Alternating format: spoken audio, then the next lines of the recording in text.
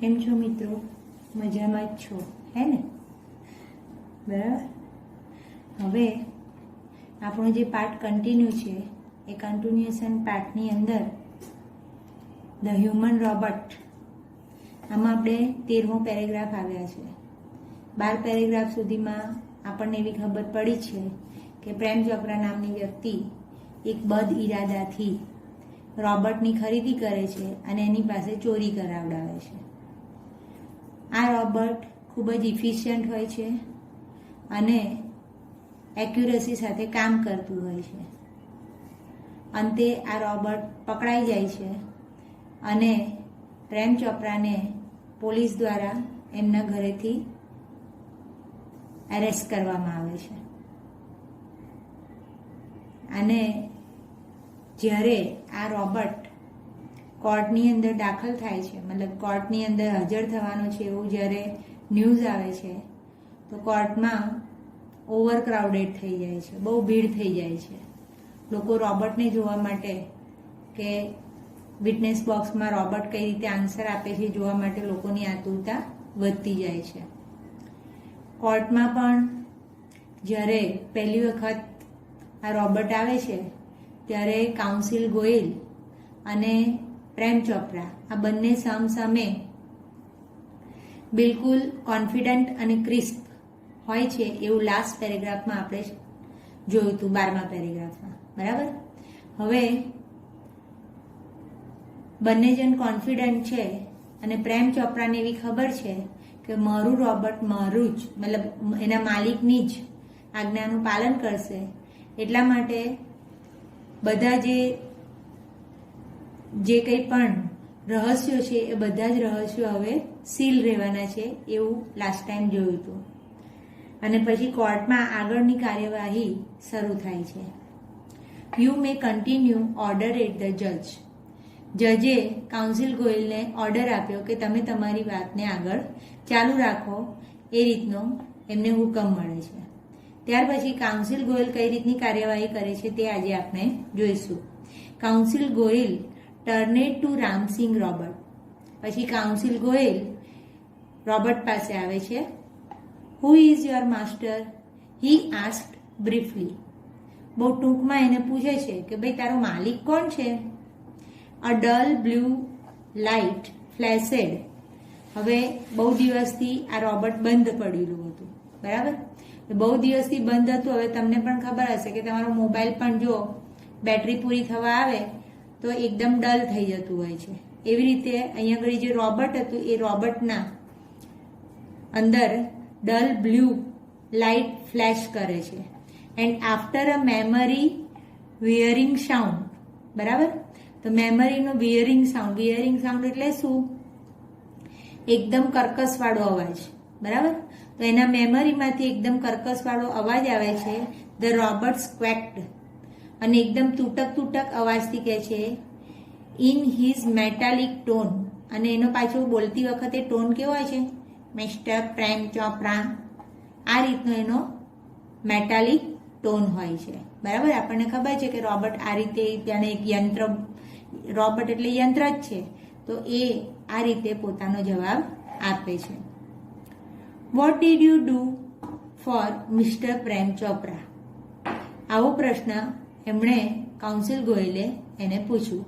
એટલે પહેલી વખત તો ખબર પડી ગઈ કે પ્રેમ ચોપરા એનો માલિક છે રોબોટનો. બીજી વસ્તુ, એ બીજો પ્રશ્ન એને પૂછવામાં આવે છે કે તમે પ્રેમ ચોપરા માટે શું કાર્ય કરતા હતા? બરાબર.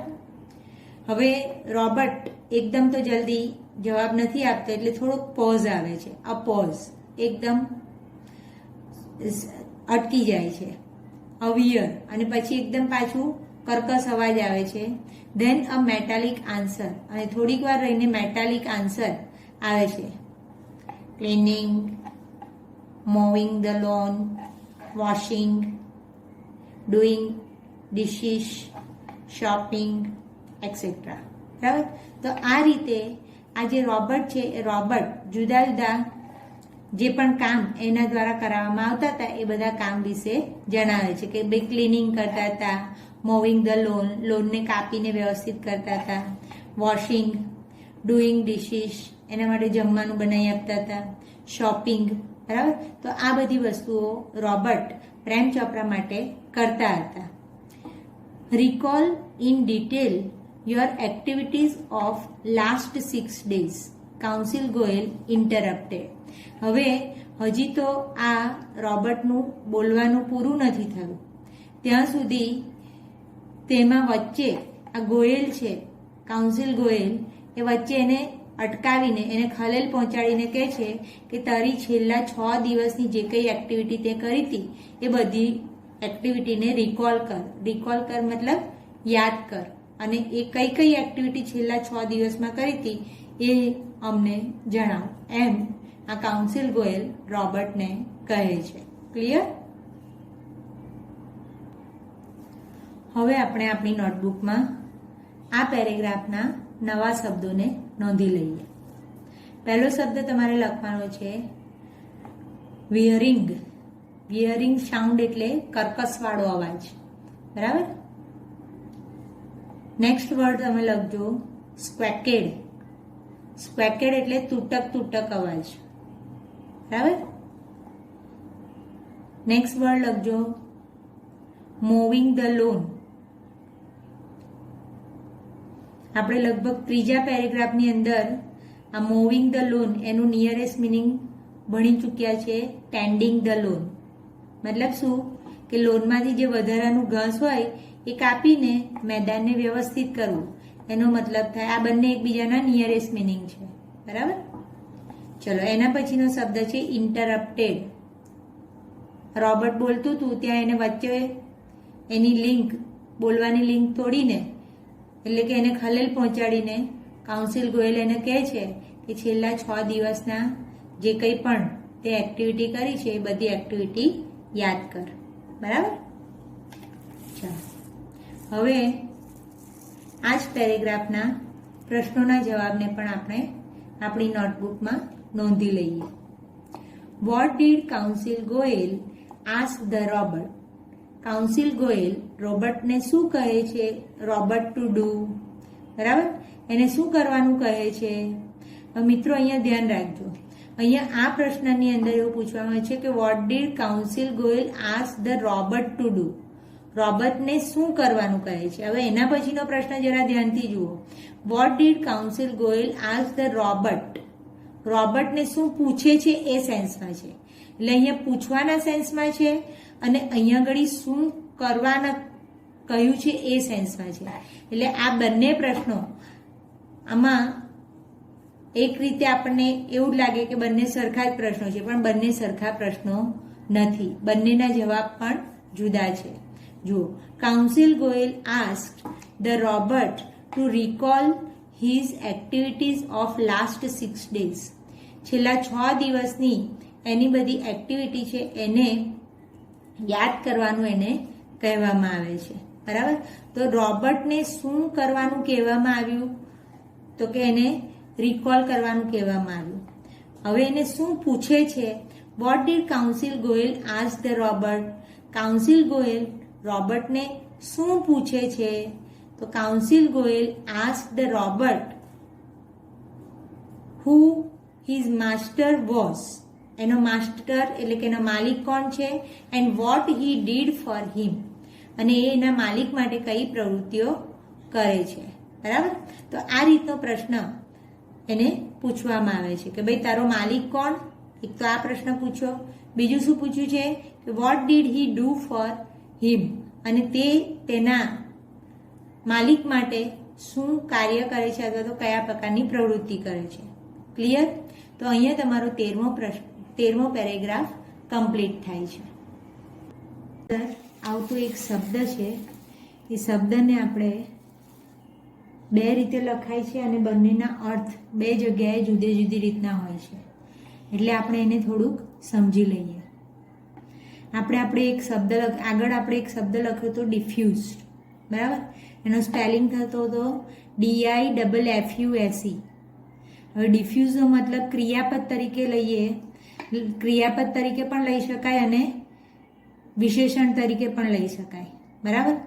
તો ક્રિયાપદ તરીકે અને વિશેષણ તરીકે એમ બંને અલગ અલગ રીતે તમે આ સ્પેલિંગનો ઉપયોગ કરી શકો છો. આનો મતલબ શું થાય? ચારે તરફ ફેલાવી દેવું, એટલે કે તોડી ફોડી નાખવું. બરાબર. અને બીજો એક શબ્દ છે DEFUSE, ડિફ્યુઝ. એ પણ વર્બ તરીકે એટલે કે ક્રિયાપદ તરીકેનો ઉપયોગ થાય છે, નષ્ટ કરવું. આ જે સ્પેલિંગ છે એનો ઉપયોગ આપણે વિશેષણ તરીકે કરી શકતા નથી. બરાબર. એટલે વિશેષણ તરીકે જ્યારે પણ કંઈક તોડી ફોડી નાખવાના સેન્સમાં લેવાનું હોય ત્યારે તમારે સ્પેલિંગ કયો રાખવો પડશે? DIFFUSE. બરાબર. આપણે એને એક વાક્ય દ્વારા સમજીએ. પ્રેમ ચોપરા હેડ ડિફ્યુઝડ, આવું પણ લખી શકાય. અને પ્રેમ ચોપરા હેડ ડિફ્યુઝડ આવું પણ લખી શકાય. આ બંને ક્રિયાપદ તરીકે જ ઉપયોગ થાય છે અને એનો મતલબ અહીંયા વાક્યના સંદર્ભમાં થશે નષ્ટ કરવું. બરાબર. પ્રેમ ચોપરા હેડ ડિફ્યુઝ ધ રોબર્ટ્સ સિસ્ટમ, રોબર્ટની સિસ્ટમને એણે ડિફ્યુઝ કરી નાખી. બરાબર. હવે આ જ એક અલગ વાક્યમાં ડિફ્યુઝ શબ્દનો ઉપયોગ આપણે વિશેષણ તરીકે કરવું હોય તો શું થશે? I have worked on diffused robot. મેં રોબર્ટ પર કામ કર્યું, પણ કેવા રોબોટો ઉપર કામ કર્યું? તો કે ડિફ્યુઝ થયેલા, એટલે કે તૂટેલા રોબોટો ઉપર મેં કામ કર્યું. બરાબર. એટલે આ બે વાક્યમાં તમને સમજાતું હશે કે સ્પેલિંગ અલગ અલગ હોય છતાં પણ ક્યારે એને વિશેષણ તરીકે વાપરવાનું અને ક્યારે તેને વર્બ તરીકે વાપરવાનું. તમને વાક્યમાં આપેલું ક્રિયાપદ પણ ઓળખતા આવડવું જોઈએ અને વાક્યમાં આપેલું વિશેષણ પણ ઓળખતા આવડવું જોઈએ. વિશેષણ કેવી રીતે ઓળખાય?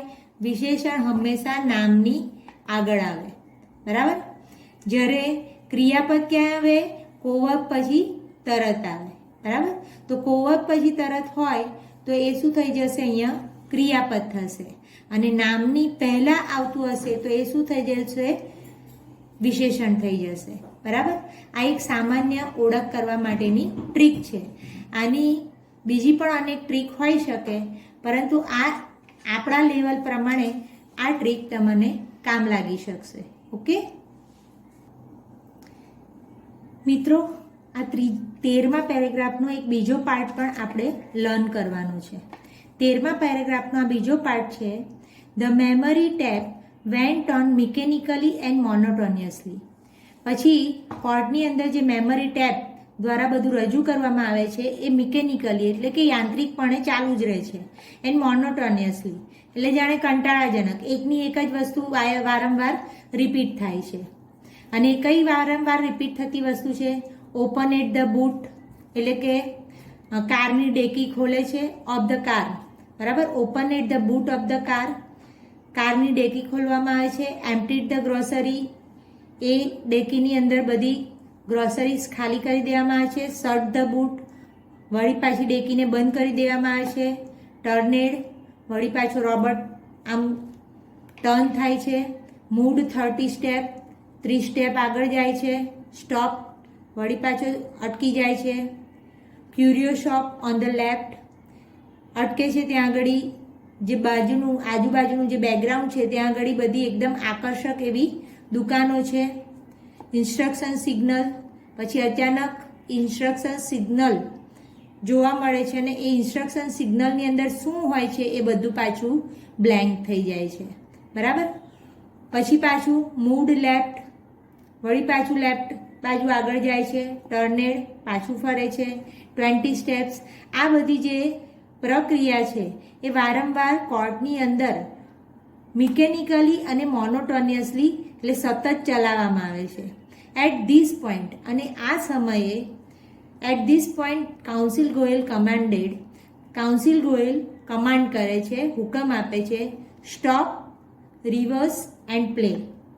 વારંવાર એને રિવર્સ કરીને અને પ્લે કરીને જોવામાં આવે છે. બરાબર. Again there was an obvious pause after the instruction signal.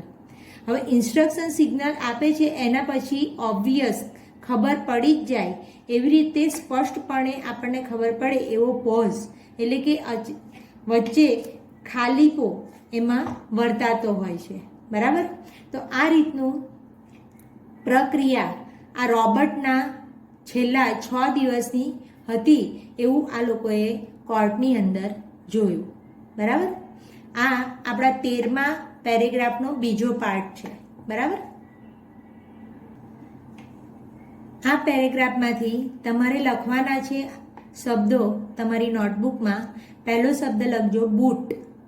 Boot એટલે કારની ડેકી, બરાબર. બીજો શબ્દ લખજો મિકેનિકલી. મિકેનિકલી એટલે યાંત્રિક રીતે, બરાબર. રોબોટ આમ પણ યંત્ર માનવ છે એટલે યાંત્રિક રીતે જ કામ કરે. ચલો, એના પછી છે મોનોટોનિયસલી. વારંવાર ટેપ ચાલુ કરીને ફરી પાછું રિવાઇન્ડ કરવામાં આવે, ફરી પાછું જોવામાં આવે. તો આ પ્રવૃત્તિ જાણે કંટાળાજનક, એક ધારી હોય એવું લાગ્યા કરતું હતું, બરાબર. ઓબ્વિયસ. ઓબ્વિયસ એટલે સ્પષ્ટપણે. અને બીજો એક શબ્દ તમારે નોંધવાનો છે ક્યુરિયો. ક્યુરિયો શોપ બતાવ્યું છે. ક્યુરિયો શોપ એટલે કેવી શોપ? તો કે આકર્ષક દુકાનો. આમ પણ બજારની અંદર સરસ મજાના લાઇટિંગવાળી બધી દુકાનો હોય, એવી દુકાનોને આપણે શું કહીએ? ક્યુરિયો શોપ. માટે ક્યુરિયોનો મતલબ શું લખાશે? આકર્ષક, બરાબર. હવે આ પેરેગ્રાફમાંથી તમારે એક પ્રશ્ન તમારી નોટબુકમાં નોંધવાનો છે. એનો નંબર પણ તમે આ રીતે આપી શકશો, બરાબર. Vote did council Goyal command? Council Goyal શું કમાન્ડ આપે છે? તો council Goyal commanded to stop, rivers and play. વારે ઘડીએ પેલી જે ટેપ હોય છે, બરાબર, મેમોરી ટેપ જેની હોય છે, એને સ્ટોપ કરી દેવામાં આવે છે, એને રિવાઇન્ડ કરવામાં આવે છે અને ફરી પાછું ચલાવવામાં આવે છે, બરાબર. અહીંયા ડીડ અને કમાન્ડ છે માટે આપણે અહીંયા શું લખ્યું? Commanded. The memory tape of Ramsingh robot. Ramsingh રોબર્ટની મેમરી ટેપને વારંવાર સ્ટોપ કરવામાં આવે છે, રિવર્સ કરવામાં આવે છે અને ફરી પાછી વગાડવામાં આવે છે. ક્લિયર? તો આ તમારો 13મા પેરેગ્રાફનો બીજો પાર્ટ તમારે તમારી નોટબુકમાં પ્રશ્ન જવાબ અને શબ્દાર્થ સાથે નોંધવાનો છે.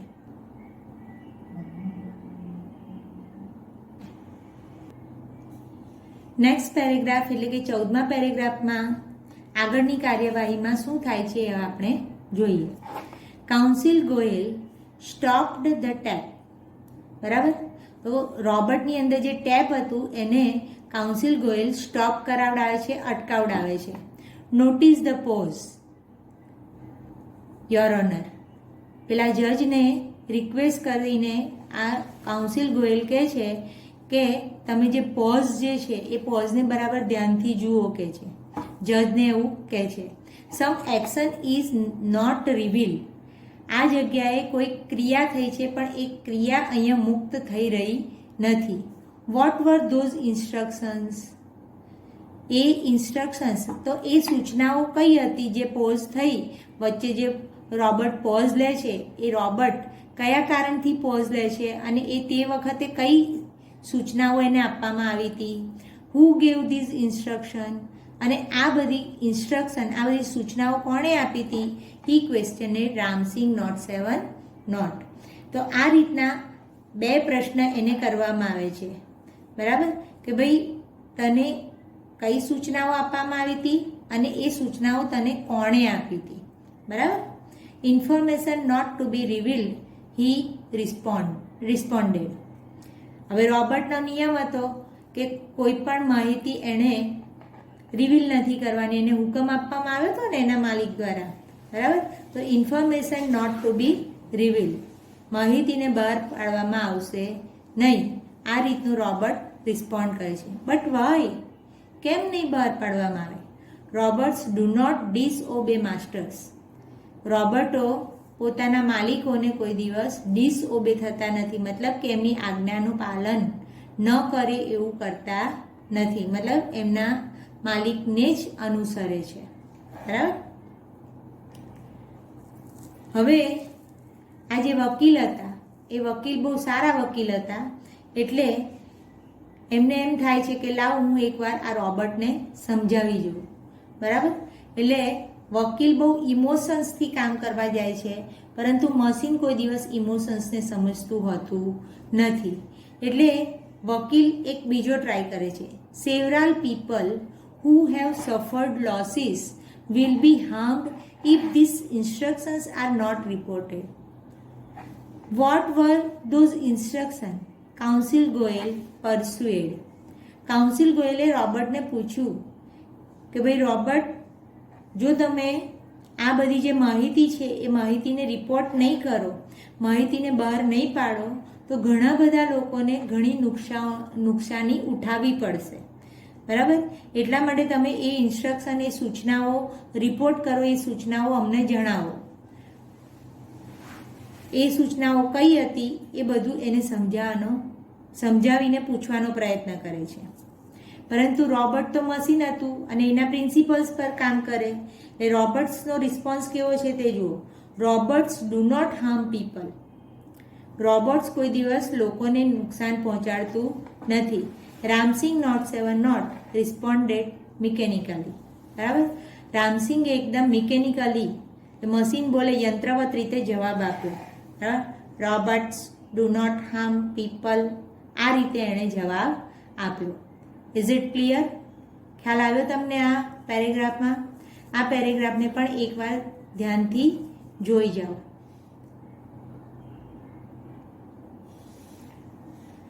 હવે આના ન્યૂ વર્ડ્સને આપણે નોટબુકમાં નોંધીએ.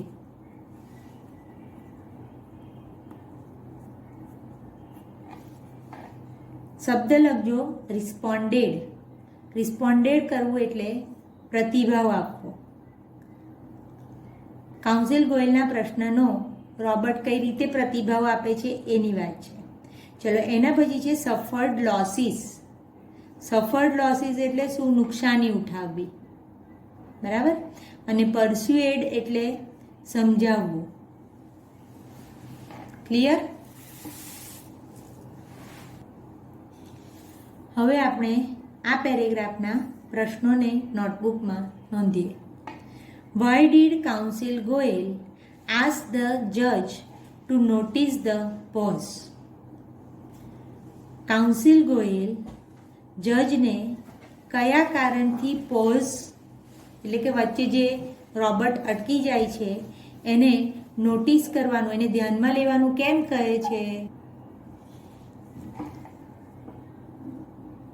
તો હવે ડીડ અને આસ્ક છે, તો કયા કારણથી એને પોઝ લીધું છે, એવું નોટિસ કરવાનું કહે છે તે જુઓ.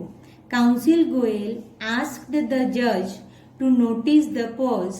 કયા કારણથી? Because that meant that some action and instructions were not reveal.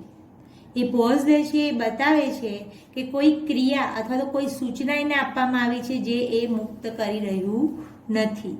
બરાબર? નેક્સ્ટ ક્વેશ્ચન તમારે નોંધવાનો છે. Why did the robot not reveal the information? Robot કેમ રિવીલ નથી કરતો બધી ઇન્ફોર્મેશન, એ માહિતીને કેમ રિવીલ નથી કરતો? કારણ કે એને કમાન્ડ આપવામાં આવ્યો હતો કે કોઈ પણ પ્રકારની માહિતી રિવીલ કરવાની નથી. The robot did not reveal the information because robots do not disobey their masters. એના માલિક એને હુકમ કર્યો હતો, તો માલિકને હુકમને એ ડિસઓબે કરતા નથી, માટે એ રિવીલ નથી કરતા. બરાબર? Next question. Why did council Goyal persuaded the robot to reveal the information? Council Goyal રોબર્ટને માહિતી આપવા માટે કેમ સમજાવી રહ્યા છે? કેમ સમજાવતા હતા? કારણ કે ઘણા બધા લોકોને એનાથી નુકસાન થાય એવું હતું, એટલા માટે. Council Goyal persuaded the robot to reveal the information. Council Goyal રોબર્ટને સમજાવે છે કે માહિતી તું રિપોર્ટ કર, માહિતી તું બહાર પાડ. એવું કેમ? Because many people who had suffered losses. ઘણા બધા લોકો કે જેમણે નુકસાની ઉઠાવી છે would be harm if the instructions were not reported. તો એનાથી ઘણા બધા લોકોને નુકસાની થશે, વધારે દુઃખ અનુભવવું પડશે જો આ ઇન્સ્ટ્રક્શન, આ સૂચનાઓ બહાર પાડવામાં આવશે નહીં તો. બરાબર? તો આ રીતની સમજાવટ કાઉન્સિલ ગોયલ રોબર્ટને કરે છે. ક્લિયર?